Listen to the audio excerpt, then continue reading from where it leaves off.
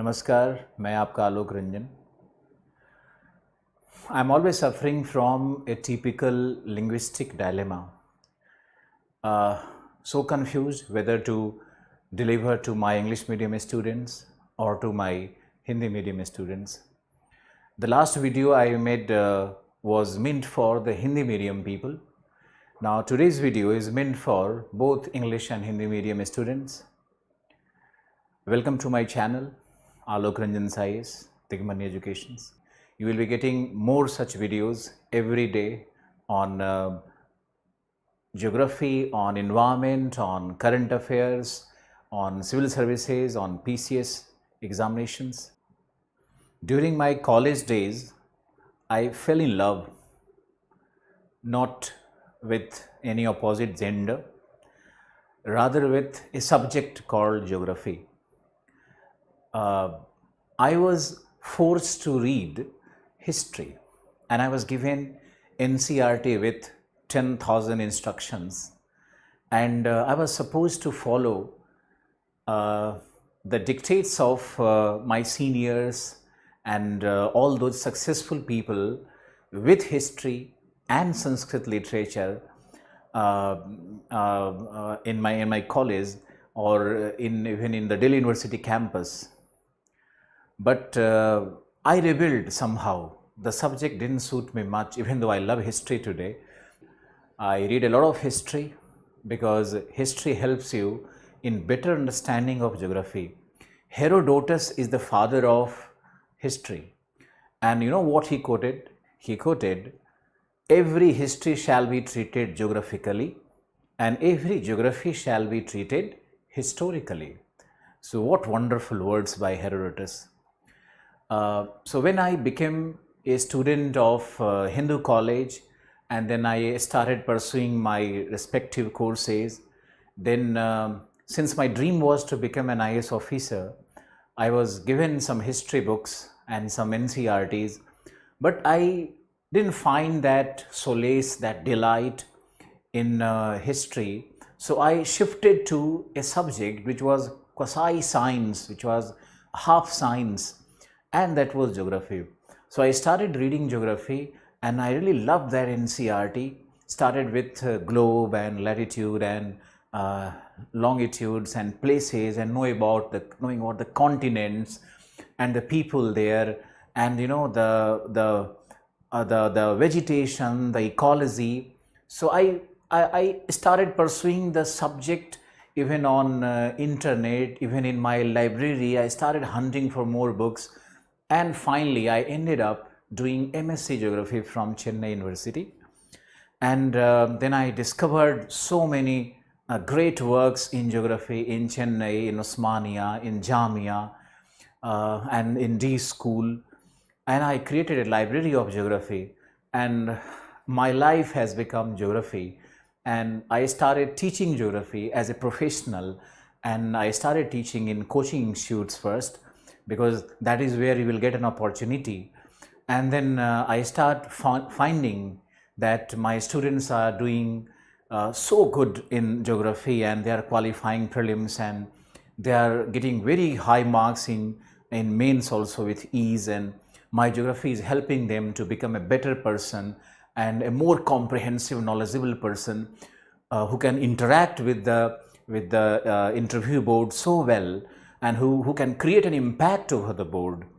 So my journey started in 2005-06, and even in 2020 I am serving my students who have no geography background, but I start with the soul, the core, the definition of geography, and I try to transform them from an engineer to a geographer, from an arts student to a geographer.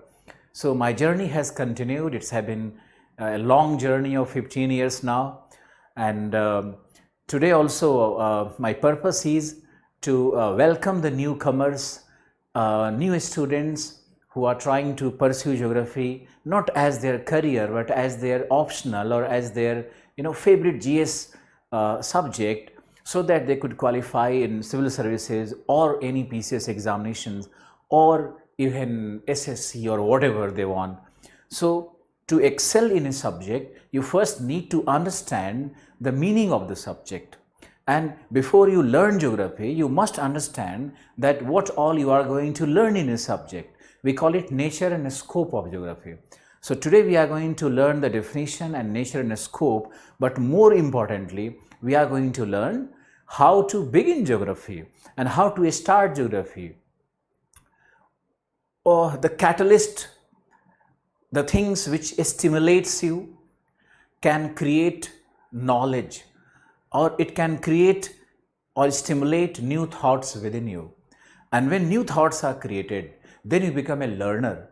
And when you become a learner, you can become a professor also. Because when knowledge input is more, you will come out with your ideas, the knowledge combined with your ideas, and it comes out as a very novel thing, or comes out as a very purified, a very sanctified, a sacrosanct statement on a subject, on a particular theme, on a topic. So my idea today is to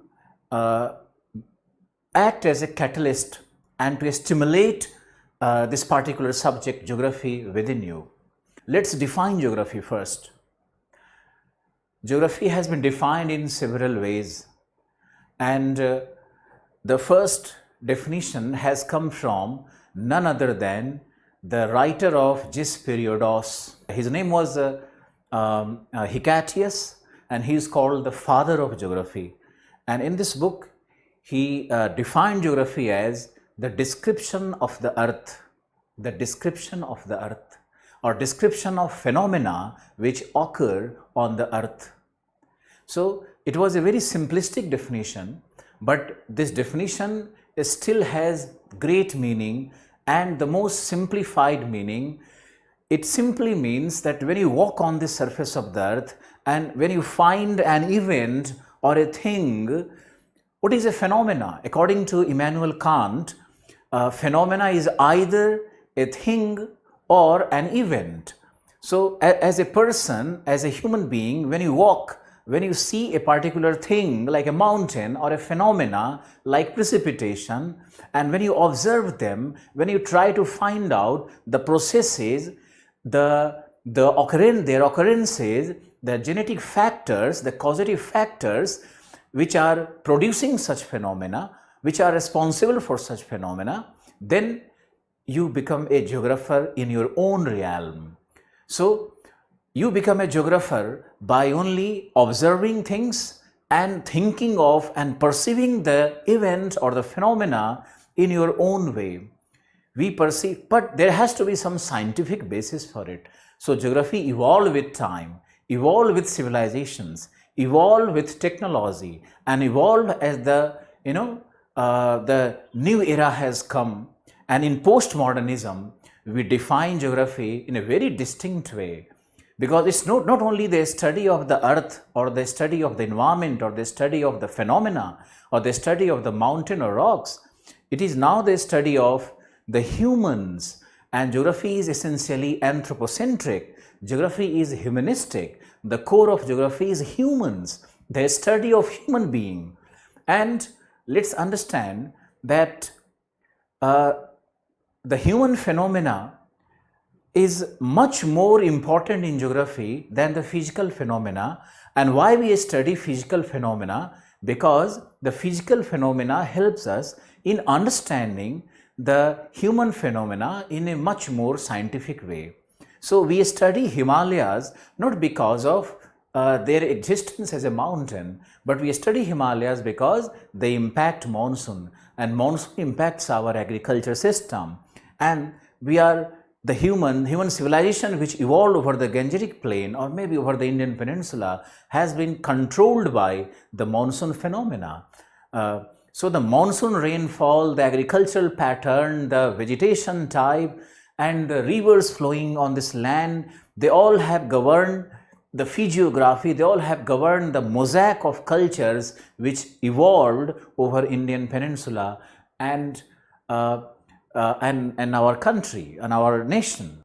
The best definition of geography has come through the welfare approach, and the great author W.S. Smith has defined geography as the study of the surface of the earth as the home of mankind.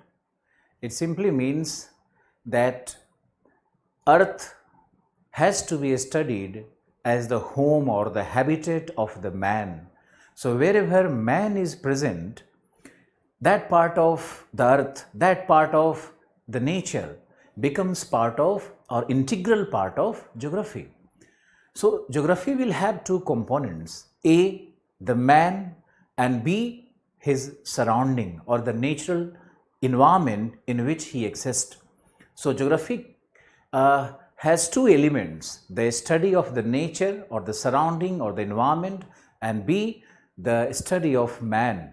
Now these two phenomena, physical phenomena and human phenomena, cannot be studied in isolation.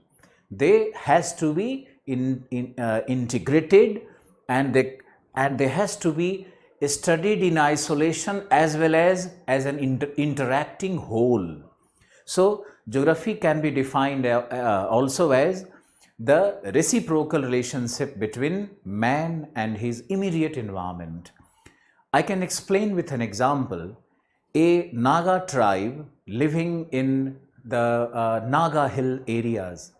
Now, since he is living on hilltop and he is facing a distinct climate, his adaptation to the environment will be distinct from the people living over Gangetic plains, and their economic activities will also vary. Their cultural tools will vary. Their faith will vary.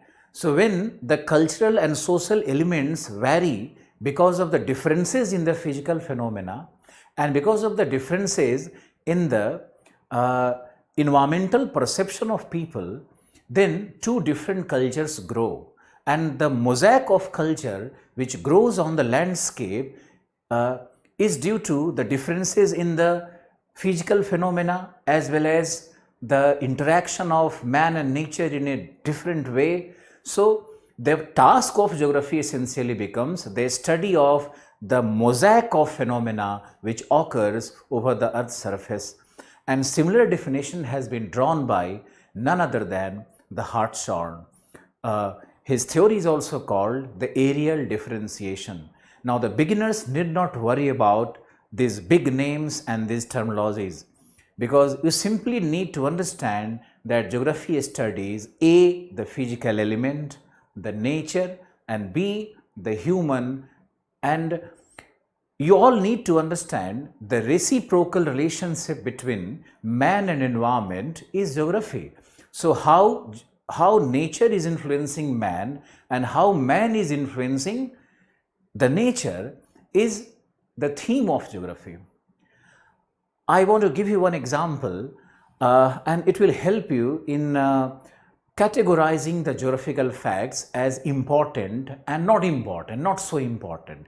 It will also help you in differentiating between what is significant for a study, what is essentially to be asked, and what will not be asked. Since geography has a huge realm of knowledge, you as a student need to understand the difference between the essential facts and the non-essential facts. So going by the definition of W.S. Smith itself, since geography is the study of man and not the study of the physical phenomena alone. So wherever man is present or wherever man is entangled with the nature in either with his cultural tools, either with his technology, or doing some economic activity, or having some kind of a spatial interaction, or having some economic activities, or man has created a political realm, and even man-to-man interaction is taking place.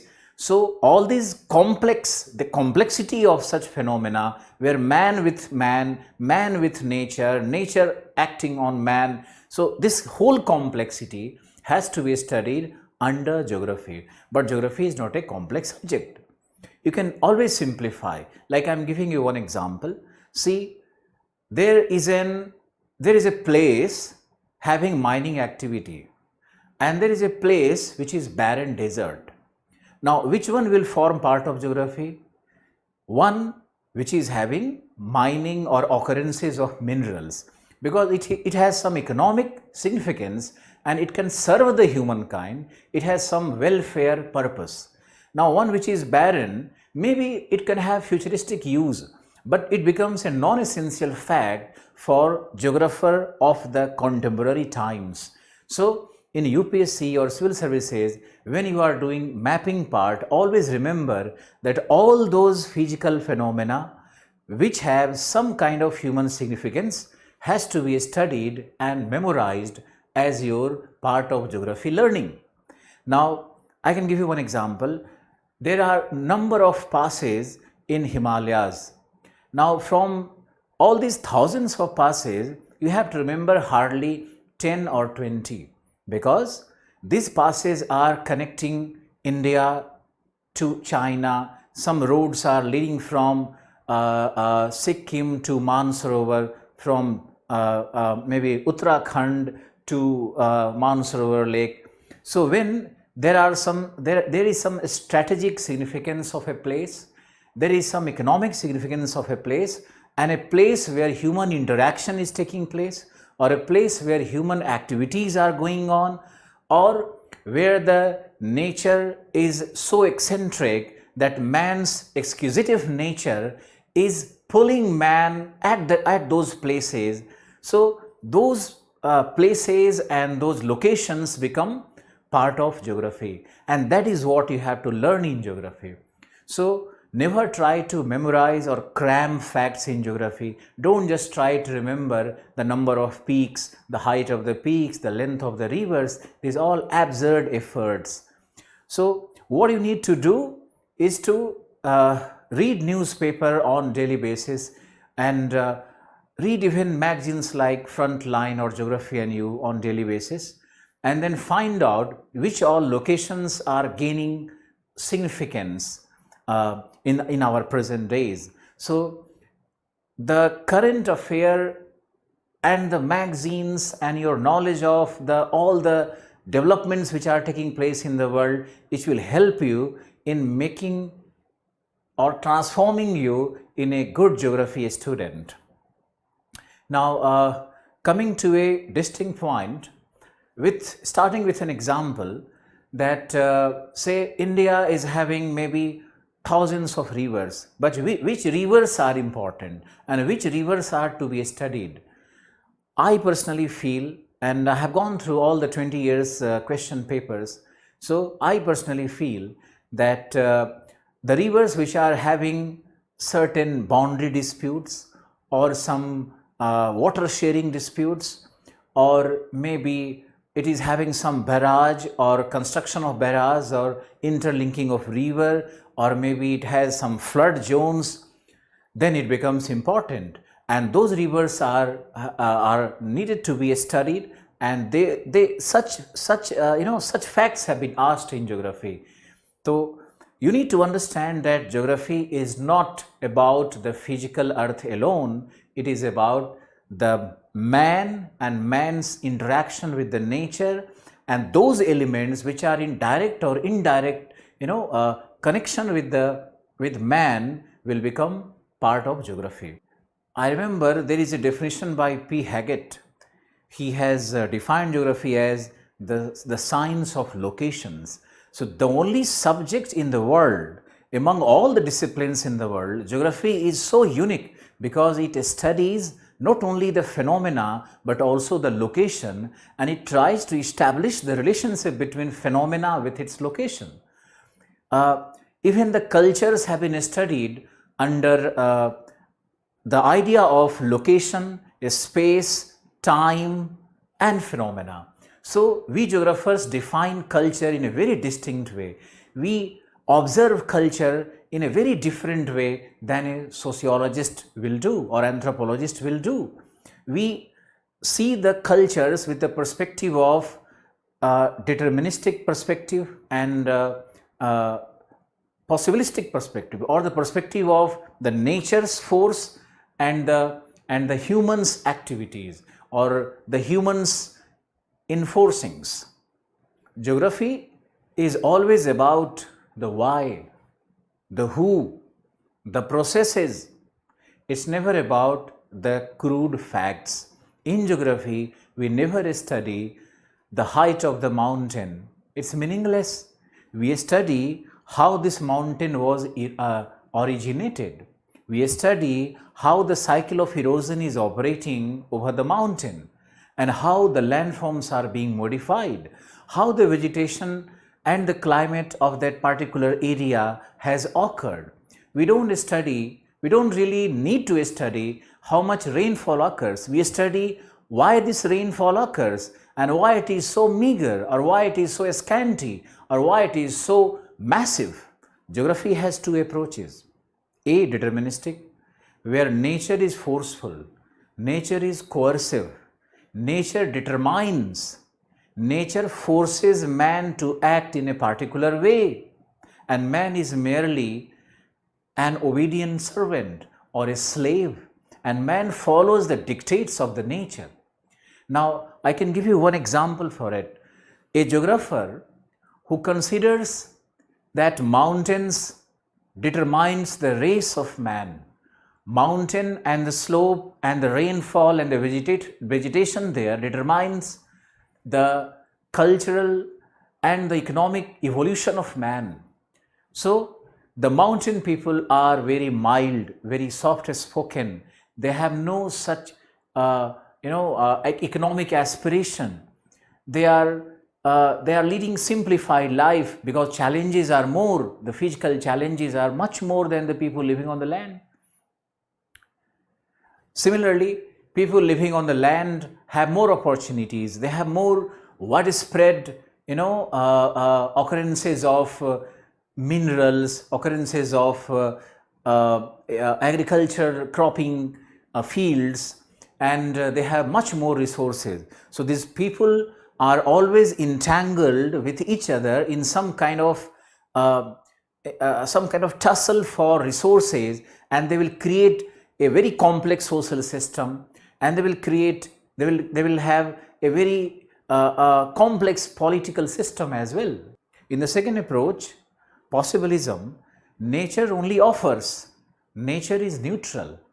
Nature has all the resources well distributed allwhere, and man will make his choice according to his taste, according to his socio-economic aspiration, according to his environmental perception, according to his understanding, according to his technological tools, and the degree of exploitation of the nature will be determined by the man's social emancipation and man's technology and man's knowledge of the earth, knowledge of his surrounding. Neither determinism is 100% truth, nor possibilism is entirely true. In fact, there has to be an amalgamation. There has to be an interface of these two ideas, and the outcome of this discussion should be that nature is equally important and man's activity is equally important. In fact, there is a reciprocal relationship between the two, and nature also controls man in a certain way, and we humans also modifies the nature to certain degree. As a layman's explanation, when you walk on the surface of the earth, what you observe is geography. The places or the locations where you visit is geography. The phenomena in which you exist and the phenomena which exist beyond you is also geography. Geography to me is the most beautiful subject, which is so enlightening, where I rejoice, where my soul finds solace. Any student who is curious about the subject, first he should take an atlas and turn the pages, find out the continents, find out the oceans, learn their names, and start learning about the latitudes and the longitudes. You must keep a globe along your bedside or your study table and rotate the globe and find out the continents, their shape, their location. Also find out the oceans. Learn the name of the countries, learn their capital cities, and also have a look at the broader features of the globe, like the mountains, like the major rivers, like the large cities of the world, and also try to learn the boundaries of the nations and how equator passes through the different countries, and how Tropic of Cancer or Tropic of Capricorn is passing through, even the Arctic circles and the Antarctica circle, how they pass through, which all countries will fall on those lines. So even the questions are drawn from these facts. Then in the second step, you have to take NCERTs and begin with 6th class NCERT. Don't feel humiliated. Even though you are a great scholar of your respective subject and you have been a brilliant student, yet you have to begin geography with NCERT. So take class 6 NCERT and start reading from the first chapter, what is a globe. We divide geography in 5 parts for competitive examinations, and to ignite your interest for geographical learning, you will have to club certain NCERTs according to the topical division of geography. So how we are doing the topical division of geography and how the NCERT has to be combined, we will learn today. So your geography will have these 5 parts. First is the world regional geography. Second will be the mapping and the study of locations.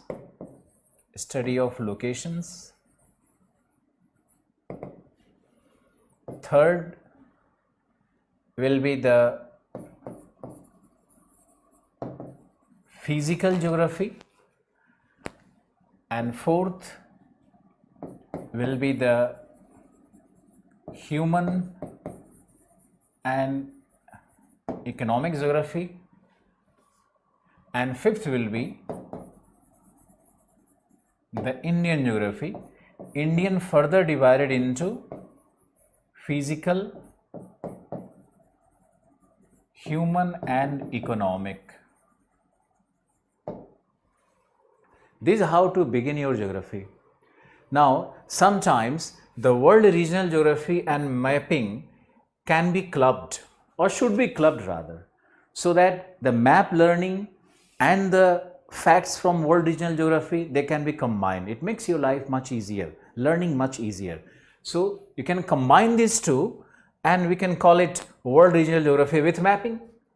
And then the fifth part will be the environmental geography, which I am segregating from the physical part, because environmental geography has found enormous space in today's UPSC examinations or any competitive examinations. The reason being the climate change and the global warming which the contemporary humans are facing, and the number of phenomena, their negative impacts which are influencing our lives. So we have environmental geography here.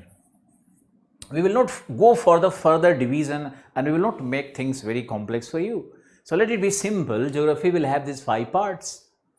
Now, how NCERT should be combined so that we could learn world regional geography and mapping in the first instance. Then we have to learn physical geography in the second, and then human economic geography for the world and the principles of human and economic geography, and then we will learn Indian phenomena, Indian geography.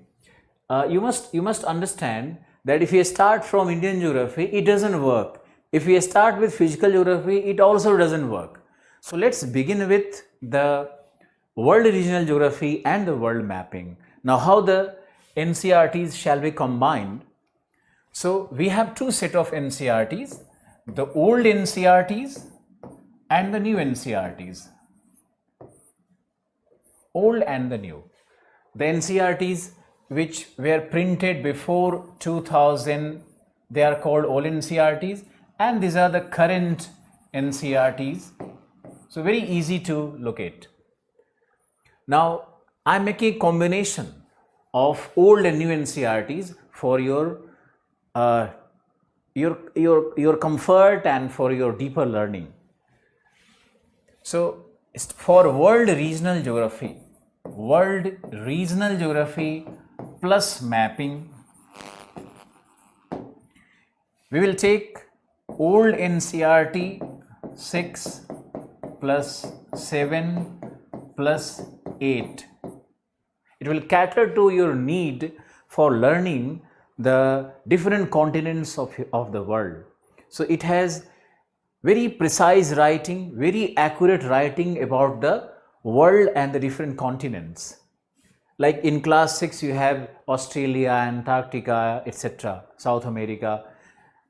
Now it has to be combined with the new NCRTs, and that will be again class 6, 7 and 8.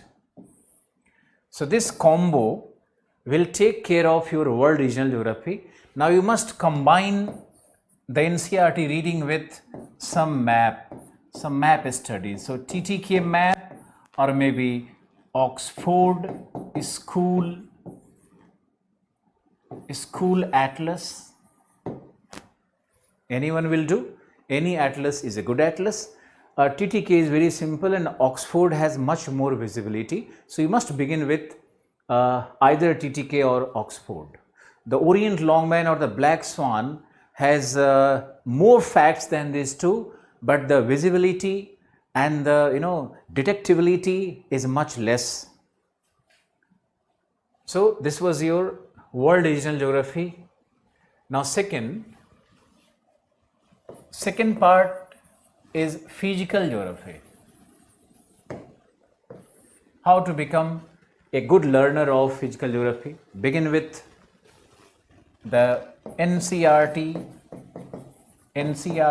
new NCRT. Don't start with old NCRT. The old NCRTs have no such topics like continental drift or Big Bang theory or plate tectonics, and the old NCRTs will have much more facts and they have more academic orientation. So new NCRT may you have more new informations and the recent theories which have come in geography. So NCRT new, class 11 part 1, and then you can shift to old NCRT class 11 part 1, and then it has to be substituted or revised with Gochi Leong. This book is very uniquely titled A Certificate to Geography, and this great Malaysian author has actually incorporated most of the basic facts in a single book, and UPSC will ask you every year 1 or 2 questions from GC Leong, and so this combination actually works. And Gochi Leong will have 2 parts. So read the first part in combination with the old and new NCRT. This will take care of your physical geography. Now moving to the third part, and that is your human and economic geography. The principles of human and economic geography. You have to go through old NCRT first, old NCRT, and this is your class 11 part 2. Then go through new NCRT, class 12 part 1, and then go through your same GC Leong part 2. GC Leong has two parts. Part 1 is dedicated to the physical geography and part 2 belongs to the human geography and economic geography. World natural regions have been discussed in part 2. So in those natural regions, even other than the climate and the vegetation and soil and the physiography, there is a discussion on the tribes, the economic activities of man, the culture of man in a very, very interesting way. So must go through it. Now, next part of our geography is the Indian geography. The Indian geography. Now, Indian geography, I will suggest you to read NCERT as well as ICSC books, because Indian geography is the most significant part for your competitive examinations. 80% to 70% questions are actually drawn from Indian geography. So, in Indian geography, I will suggest you to read ICSC board, ICSC books for class 11 and 12. There will be one book in 11 and one in 12, and then also NCERT new. I am discarding here the old NCERTs. New NCERT will have more fact and explanations. However, are better in old NCERT, but still let's refer to the new NCERT because it incorporates some of the good explanations from the previous NCERTs and it has newer facts also. So NCERT new, class 11 part 2 and class 12 part 2. So this combo will give you enough knowledge on Indian geography, and if you really want to become a good learner of Indian geography, you must go through the India yearbook. The India yearbook, the certain chapters, it has a lot of interesting chapters which are either completely related with geography or partially connected with geography. So when you go through the chapters, you yourself will find out. And India yearbook contains a lot of facts about the geographical facts about your country. So like the name of the rivers, the name of the waterfalls, the name of the peaks, the name of the passes, they're all listed there. So you can find some very interesting as well as significant facts in India yearbook. Must go through it. Now coming to the fifth and the final part, how you should read environmental geography. So I have a small suggestion for you. You must begin your environmental geography with old NCERT,